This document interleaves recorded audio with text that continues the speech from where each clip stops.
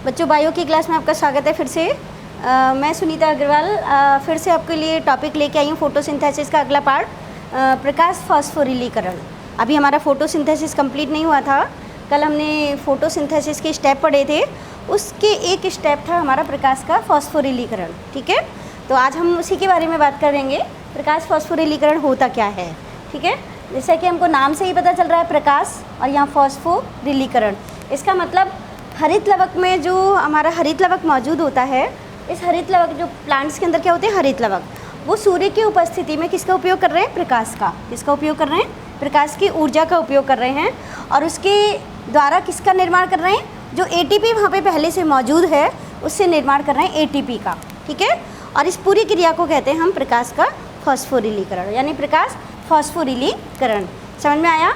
यानी प्रकाश के द्वारा किसका संश्लेषण हो रहा है, एटीपी का संश्लेषण हो रहा है। एटीपी मतलब एक जो हमारी ऊर्जा एटीपी के रूप में जो स्टोर होती है, उसका संश्लेषण होना ही क्या कहलाएगा, फास्फोरिलीकरण। ठीक है, समझ में आया? अब हमारा ये तो हो गई परिभाषा। इसकी खोज जो की थी इस प्रकाश फास्फोरिलीकरण की, आर्नन एक वैज्ञानिक हुए थे और उनके साथी थे, उन्होंने इसकी खोज की थी। इसके जो टाइप्स होते हैं प्रकाश फास्फोरिलीकरण, कितने प्रकार का होता है, आज हम चर्चा करेंगे इसी चीज़ पर। यही हमारे लिए सबसे बड़ा टॉपिक है इसका। चक्रीय प्रकाश फास्फोरिलीकरण और अचक्रीय प्रकाश फास्फोरिलीकरण, ये दो प्रकार से होता है। चक्रीय का मतलब हमें समझ में आ ही रहा है कि ऐसा एक चक्रीय पथ के द्वारा जो फास्फोरिलीकरण हो रहा है वो क्या कहलाएगा, चक्रीय प्रकाश फास्फोरिलीकरण। लेकिन जहाँ पर कोई चक्र नहीं है, वो एक सिस्टम से दूसरे सिस्टम में चला गया, यानी कि कोई चक्र नहीं बना, यानी वापस उसी जगह नहीं आई वो चीज़, तो वो क्या कहलाएगा, अचक्रीय प्रकाश फास्फोरिलीकरण। अभी अपन डिटेल में चल रहे हैं इसके। चक्रीय प्रकाश फास्फोरिलीकरण को हम इंग्लिश में बोलते हैं साइक्लिक फोटो फास्फोराइलेशन, और अचक्रीय प्रकाश फास्फोरिलीकरण को हम बोलते हैं नॉन साइक्लिक फोटो फास्फोराइलेशन। ये हमें दोनों चीज़ क्लियर हुई। अब हम इनके बारे में पढ़ रहे हैं। सबसे पहले मैं आ रही हूँ चक्रीय प्रकाश फास्फोरिलीकरण पर। तो हमारा जो टॉपिक है चक्रीय प्रकाश फास्फोरिलीकरण, इसमें हमारे चक्रीय प्रकाश फास्फोरिलीकरण, हमने इससे पहले बताया था, दो फोटो सिस्टम होते हैं हमारे हरित लवक के अंदर। जो थाइलेकॉइड्स होते हैं वहाँ पर दो फोटो सिस्टम होते हैं, पीएस फर्स्ट और पीएस सेकंड। पीएस फर्स्ट के अंदर जो हमारा क्लोरोफिल 700 है, क्लोरोफिल ए में 700 है, जो 700 की तरंग दैर्घ्य का एब्जॉर्ब कर लेता है, वो हमारा फोटो सिस्टम फर्स्ट होता है। और जहाँ पर हमारा जो प्रकाश का एब्जॉर्प्शन होता है वो किसका होता है, कितने नैनोमीटर तक होता है, वो होता है 680 तक सेकंड वाले में। ठीक है, तो इस तरह से दो फोटो सिस्टम हैं। एक होता है जिसमें हमारा फोटो सिस्टम फर्स्ट में P700 भाग लेता है, और वहाँ पर कौन सा होता है, P680। वहाँ पर कौन सा होता है, फोटो का जो सेंटर होता है वो होता है P680। ठीक है, जो हमारा P700 है वो हमारे फोटो सिस्टम फर्स्ट में है, लेकिन जो हमारा ये 700 है, सिर्फ ये हमारा अभिक्रिया केंद्र का काम करता है। ये हम पहले वाले सिस्टम में बता चुके हैं। तो बाकी के जो हमें क्लोरोफिल के अणु दिखाई दे रहे हैं, क्लोरोफिल 660 है, क्लोरोफिल 670 है, 680 है, 690 है, ये किसका काम कर रहा है, सहायक वर्णकों का काम कर रहे हैं। इसके साथ साथ कुछ कैरोटिनॉइड्स होते हैं, वो भी किसका काम करते हैं, सहायक वर्णकों का। और ये जो सहायक वर्णक है, ये सारी ऊर्जा को एब्जॉर्ब करके किसको दे देते हैं, क्लोरोफिल 700 को दे देते हैं, जो कि किसका काम करता है, एक अभिक्रिया केंद्र का काम करता है। तो ऊर्जा को एब्जॉर्ब ये करते हैं और सारी ऊर्जा को भेज देते हैं कहाँ पर, क्लोरोफिल 700 में भेज देते हैं। ठीक है, तो अवशोषण करके क्लोरोफिल इसको दे देते हैं, जो कि किसका काम करता है, अभिक्रिया केंद्र का। अब हमारे तीसरे पॉइंट्स पर, जब अभिक्रिया केंद्र में ये सारी की सारी कहाँ पहुँच गई, ऊर्जा पहुँच गई सारी की सारी, तो यहाँ पर कौन सी क्रिया होगी, प्रकाश रासायनिक अभिक्रिया होगी, और उसके द्वारा ये पर्णहरित क्या हो जाता है, उत्तेजित हो जाता है। जो P700 है वो क्या हो जाएगा, उत्तेजित हो जाएगा, और उत्तेजित होने के पश्चात उच्च ऊर्जा वाले इलेक्ट्रॉन का उत्सर्जन करेगा। यानी पर्णहरित को उत्तेजित होते ही इलेक्ट्रॉन का उत्सर्जन होगा, और ये उत्सर्जन जो होगा उनको प्राथमिक इलेक्ट्रॉन ग्राही क्या कर लेता है, ग्रहण कर लेता है। ठीक है, अभी मैं डायग्राम से समझाऊंगी आप लोगों को। उत्सर्जित इलेक्ट्रॉन जो होते हैं प्राथमिक इलेक्ट्रॉन ग्राही के द्वारा चक्रीय पथ के द्वारा, अब चक्रीय पथ का मतलब समझ में आ रहा है आपको, यहाँ से इलेक्ट्रॉन हमारे जा रहे हैं और एक चक्रीय पथ के द्वारा वापस उसी जगह पर लौट रहे हैं। तो चक्रीय पथ के द्वारा विभिन्न इलेक्ट्रॉन ग्राही, यहाँ पे हमें अलग अलग इलेक्ट्रॉन ग्राही दिखाई दे रहे हैं। ये इलेक्ट्रॉन ग्राहियों के द्वारा एक स्थान से दूसरे स्थान पर जाते हुए विभिन्न इलेक्ट्रॉन ग्राही इसको ग्रहण करेंगे। पहले ये करेगा, फिर ये करेगा, और वापस कहाँ जाएंगे, उस P700 पर ही वापस के लौट करके आ जाते हैं। इस अभिक्रिया में P700 से जो इलेक्ट्रॉन मुक्त होते हैं, यहाँ पर बीच में हमारे जो साइटोक्रोम B दिख रहा है, साइटोक्रोम F दिख रहा है, यहाँ पर ATP का सिंथेसिस होता है, ATP का संश्लेषण होता है। किससे? ADP और फॉस्फेट्स मिलकर के क्या बना लेते हैं? ATP का निर्माण। यानी इस फोटो सिस्टम के अंदर या इस चक्रीय प्रकाश फास्फोरिलीकरण के अंदर ATP का निर्माण हो रहा है। और हमारा जो परिभाषा थी, इसका मतलब प्रकाशीय ऊर्जा का उपयोग करके किसका संश्लेषण? ATP का। तो जहाँ भी ATP का संश्लेषण हो रहा है, इसका मतलब वहाँ पर क्या हो रहा है? फोटो फास्फोराइलेशन हो रहा है। और फोटो क्यों? क्योंकि यहाँ पे प्रकाश से हो रहा है, इसलिए इसको हम फोटो फास्फोराइलेशन बोलते हैं। अब हम इस डायग्राम से समझाएंगे इसको अच्छे तरीके से। सबसे पहले हमने जो बताया था, ये P700 हमको दिखाई दे रहा है। P700 क्या है? फोटो सिस्टम फर्स्ट का अभिक्रिया केंद्र है। बाकी सारे जो हमारे छोटे छोटे अन्य वो दिख रहे हैं हमको सहायक वर्णक, ये क्या कर रहे हैं? सूर्य की ऊर्जा को एब्जॉर्ब कर रहे हैं। एब्जॉर्ब करके एक एक 1 बाय 1 पहले इसमें आया, फिर इसमें आया। इस तरीके से सारे फोटोन की जो ऊर्जा है वो कहाँ पहुँच रही है? P700 में पहुँच रही है। अब सोचो कि ये जब इतनी सारी ऊर्जा यहाँ पहुँचेगी तो ये क्या हो जाएगा? एक्साइट हो जाएगा। जो हमारा अभिक्रिया केंद्र है वो क्या हो जाएगा? उत्तेजित हो जाता है। और उत्तेजित होते ही इलेक्ट्रॉन का उत्सर्जन करता है, एक पेयर इलेक्ट्रॉन का उत्सर्जन करता है। ठीक है, तो ये इलेक्ट्रॉन्स यहाँ से क्या हो गए? उत्सर्जन हो गया इनका। अब ये इलेक्ट्रॉन जब यहाँ से उत्सर्जन हो जाएगा तो ये जो हमारा P700 यानी अभिक्रिया केंद्र था, पहले कैसा था? इसमें इलेक्ट्रॉन मौजूद थे यानी उत्तेजित हुआ। इलेक्ट्रॉन के निकालते ही ये कैसा हो जाएगा? ऑक्सीकृत हो जाएगा। ये कैसा हो जाएगा? ऑक्सीकृत हो जाएगा। ठीक है, इसलिए हमने इसको डॉट से दिखाया है। यहाँ पे क्या हो गया? ये ऑक्सीकृत हो गया। तो अब P700 से जो इलेक्ट्रॉन थे, जो ऑक्सीकृत हमारा P700 हो गया, अभिक्रिया केंद्र कैसा हो गया? ऑक्सीकृत हो गया।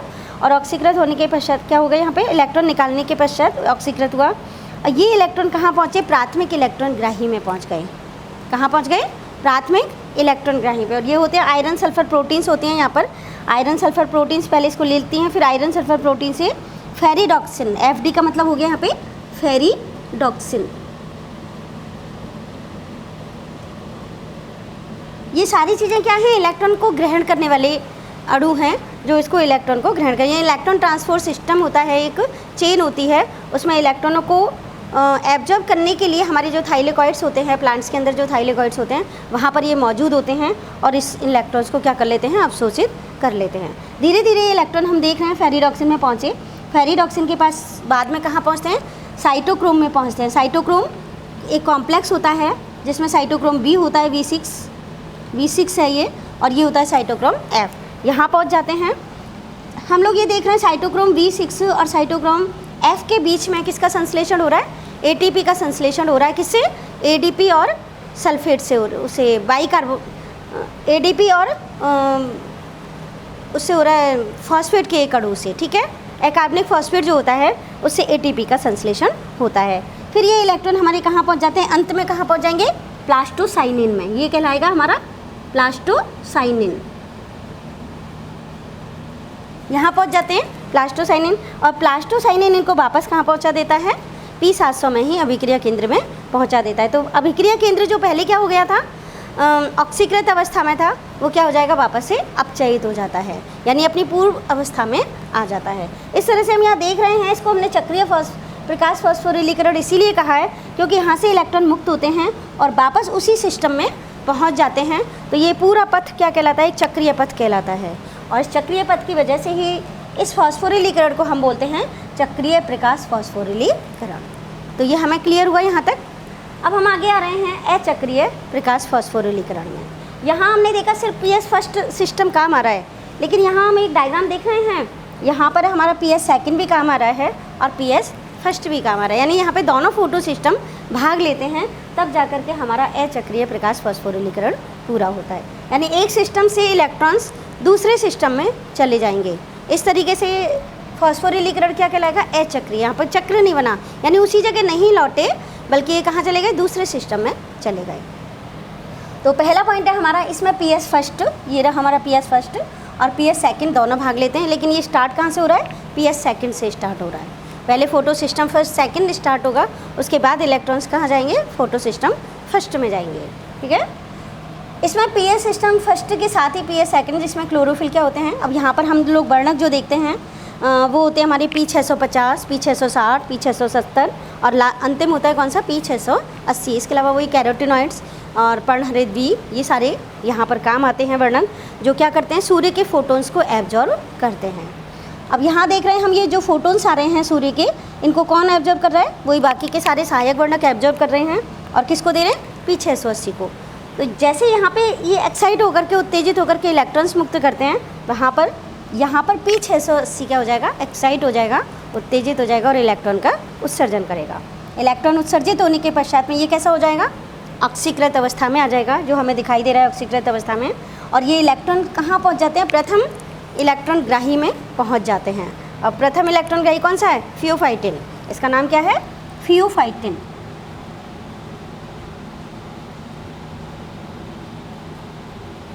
ये फियोफाइटिन इनको क्या कर लेता है, ग्रहण कर लेता है इलेक्ट्रॉन को।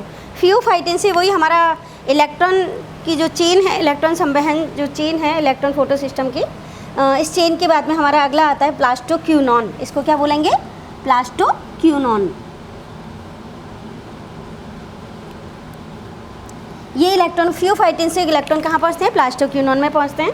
प्लास्टोक्यूनॉन से वे पहुँचते हैं साइटोक्रोम B6 यानी साइटोक्रोम कॉम्प्लेक्स में, और साइटोक्रोम B6 से पहुँचते हैं साइटोक्रोम F में। साइटोक्रोम F से कहाँ पहुँचेंगे, लास्ट में अंतिम कहाँ जाएंगे, प्लास्टोसाइनिन में पहुँच जाते हैं। जैसे कि हमें यहाँ पे दिखाई दिया, यहाँ हम देखते हैं प्लास्टोक्यूनॉन और साइटोक्रोम B6 के बीच में वही फास्फोरिलीकरण की अभिक्रिया होती है, यानी ATP का निर्माण होता है, जहाँ पर एक ADP जो होता है वो एकार्बनिक फॉस्फेट के साथ मिलकर के किसका संश्लेषण कर रहा है, ऊर्जा का संश्लेषण कर रहा है ATP के रूप में।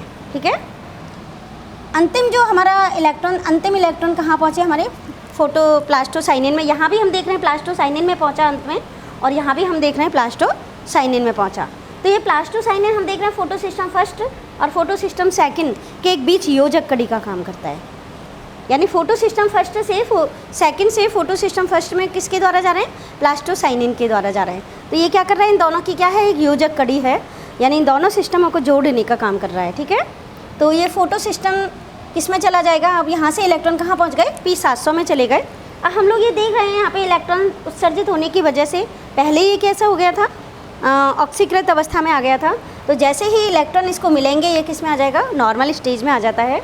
और उसके बाद में ये इलेक्ट्रॉन्स कहाँ उत्सर्जित हो जाते हैं, यहाँ पर हो जाएंगे, वही फोटोन्स आएंगे और उससे ये उत्सर्जित हो जाता है। ये हमारे जो इलेक्ट्रॉन्स हैं, फिर वो इसके वापस ये ऑक्सीकृत अवस्था में आ गया, वही सूर्य से फोटोन लेकर के ऑक्सीकृत अवस्था में आ गया।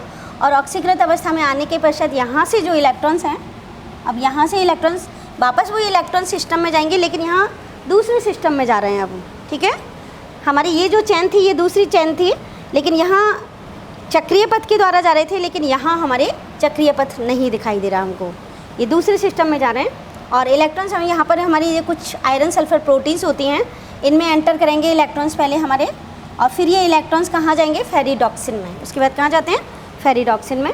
फेरिडॉक्सिन के बाद में यहाँ पर एक हमारा एंजाइम होता है जो कि थाइलेकॉइड की आंतरिक बाहरी झिल्ली में होता है। यहाँ पर थाइलेकॉइड की मेम्ब्रेन है, इनर मेम्ब्रेन और आउटर मेम्ब्रेन। इस इनर मेम्ब्रेन के अंदर कौन सी चीज़ मौजूद है, हमारी FNR का मतलब हो गया फ्लेवोप्रोटीन फेरिडॉक्सिन NADP रिडक्टेज। ये क्या करेगा, जो इलेक्ट्रॉन्स हैं यहाँ से जो इलेक्ट्रॉन्स हैं वो कहाँ पहुँचेंगे, NADP में पहुँच जाएंगे, जो कि NADP कहाँ मौजूद है, इस आउटर मेम्ब्रेन में मौजूद है।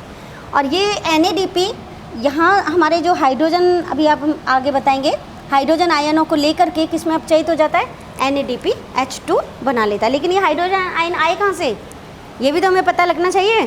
तो ये हाइड्रोजन आयन जो आए हैं वो कहाँ से आए हैं, इस फोटो सिस्टम सेकंड में एक अभिक्रिया होती है। जैसे ही ये एक्साइट होगा, इलेक्ट्रॉन्स उत्सर्जित हो जाएंगे, और इसकी जो ऊर्जा है इसके द्वारा क्या हो जाएगा, हमारे जो जल है, जल के अणुओं का क्या हो जाएगा, अपघटन हो जाता है। ये हमारी एक बहुत महत्वपूर्ण पॉइंट है यहाँ पर, कि जल के अणुओं का क्या हो जाता है, अपघटन हो जाता है। ये इसने जो ऊर्जा अवशोषित की है उसके द्वारा जल के अणुओं का अपघटन हो जाता है, और जल के अणु किस में टूट जाते हैं, हाइड्रोजन आयनों में टूट जाते हैं, और इससे ऑक्सीजन मुक्त होती है। साथ में क्या निकलते हैं, इलेक्ट्रॉन्स, साथ में क्या निकलेंगे, इलेक्ट्रॉन्स। ठीक है, ये जो इलेक्ट्रॉन्स होते हैं हमने बताया, ये इलेक्ट्रॉन्स कहाँ पहुँचेंगे, यहाँ पहुँचेंगे, यहाँ से एक्साइट हो जाएगा और ये वापस इसी तरीके से यहाँ पहुँच जाते हैं, ऑक्सीकृत हो जाता है। अब ये हमारे जो P700 हो गया धीरे धीरे करके, यहाँ पे क्या हो गया, ये हाइड्रोजन आयन कहाँ से आए, जल में से आए, जल के अपघटन से आ गए। जल के अपघटन से जो हाइड्रोजन आयन हैं उन्हीं से NADP में क्या हो जाएगा, अपचयित। NADP किस में अपचयित हो जाता है, NADPH2 में। तो इस तरह से हम ये देख रहे हैं, यहाँ पर हमको एक जेड जैसी स्थिति दिखाई दे रही है। हमें कैसा दिखाई दे रहा है, जैसे ये पथ कैसा है, एक जेड जैसा है, इसलिए इसका हमने एक दूसरा नाम भी दिया है।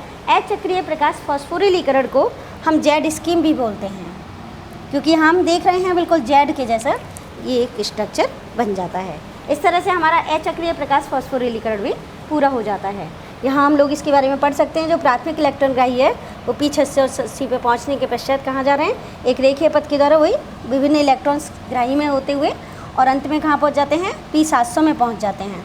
P700 अपचयित होकर के वापस क्या हो जाएगा, इन इलेक्ट्रॉन से नॉर्मल स्थिति में आ जाएगा। नॉर्मल स्थिति में आने के बाद जो इलेक्ट्रॉन्स हैं फेरिडॉक्सिन से होते हुए, अब ये वाले इलेक्ट्रॉन जो निकले हैं ना, ये इलेक्ट्रॉन फेरिडॉक्सिन से होते हुए और कहाँ पहुँच जाएंगे, NADP के साथ में लास्ट में मिल रहे हैं और क्या बना रहे हैं यहाँ पे, NADPH2। तो यहाँ हम दो चीज़ देख रहे हैं, एक हमारा ATP का यहाँ सिंथेसिस हुआ, दूसरा यहाँ पे क्या चीज़ बनी, NADPH2। तो ATP का भी संश्लेषण होता है यहाँ पर और NADPH2 का भी संश्लेषण होता है। ATP जो है वो किसका काम करती है, स्वांगीकरण शक्ति का काम करती है, और जो हमारा NADPH2 है वो अपचायक शक्ति का काम करता है। और ये दोनों कहाँ काम आएंगे, अब ये दोनों चीज़ों का निर्माण यहाँ पर इसलिए हुआ है क्योंकि जब हम उसमें जाएंगे, डार्क रिएक्शन में जाएंगे, तो डार्क रिएक्शन में वहाँ पर इनका CO2 के अपचयन में उपयोग होता है। जो हमारा कार्बोहाइड्रेट, कार्बन डाइऑक्साइड से क्या बनेगा, कार्बोहाइड्रेट बनेगा, वहाँ पर ATP भी काम आएगा और NADPH2 भी काम आएगा। तो ये दोनों चीज़ों का वहाँ पर क्या होगा, यूज। हमने कल पढ़ा था प्रकाश, एक जो हमारा होता है प्रकाश अभिक्रिया और एक अप्रकाशिक अभिक्रिया। तो अप्रकाशिक अभिक्रिया में ये दोनों चीज़ें क्या आती हैं, काम आती हैं। अभी हमने कौन सी अभिक्रिया पढ़ रहे हैं, प्रकाशिक अभिक्रिया चल रही है अभी हमारी। प्रकाशिक अभिक्रिया का भी कौन सा पॉइंट चल रहा है, प्रकाश फास्फोरिलीकरण। प्रकाश फास्फोरिलीकरण हो गया, साथ में हमारे जल का अपघटन भी हो गया। यहाँ पर फोटो सिस्टम सेकंड के द्वारा क्या हो गया, जल का अपघटन भी हो गया। इस तरह से हमारे ये पूरे दोनों सिस्टम कंप्लीट हो जाते हैं। और आगे वाले टॉपिक में अब हम पढ़ेंगे डार्क रिएक्शन। अब अप्रकाशिक अभिक्रिया, प्रकाशिक अभिक्रिया हमारी यहाँ पे क्या हो गई, कंप्लीट हो गई। और ये अभिक्रिया कहाँ हो रही है, हमारी थाइलेकॉइड की झिल्ली में होती हैं। ATP का सिंथेसिस होना, NADPH2 का सिंथेसिस होना, और जो हमारा जल का अपघटन है वो होता है इसके ल्यूमेन में। ल्यूमेन मतलब जो बीच में इसकी गुहा होती है, थाइलेकॉइड की जो पूरी ढेरी लगी हुई है उनमें ल्यूमेन होता है, और उस ल्यूमेन के अंदर हमारी हाइड्रोलाइसिस, इसकी फोटोलाइसिस की क्रिया होती है। यहाँ पे जो जल का अपघटन होता है उसकी क्रिया होती है यहाँ पे ल्यूमेन में। और किसका निर्माण होता है, ऑक्सीजन का। तो ऑक्सीजन कहाँ से मिली हमको, जल के अपघटन से। ये हमें ध्यान रहना चाहिए, कार्बन डाइऑक्साइड से नहीं मिलती बल्कि किससे मिल रही है, जल के अपघटन से। इस तरह से हमारा आज का टॉपिक कंप्लीट हुआ। ये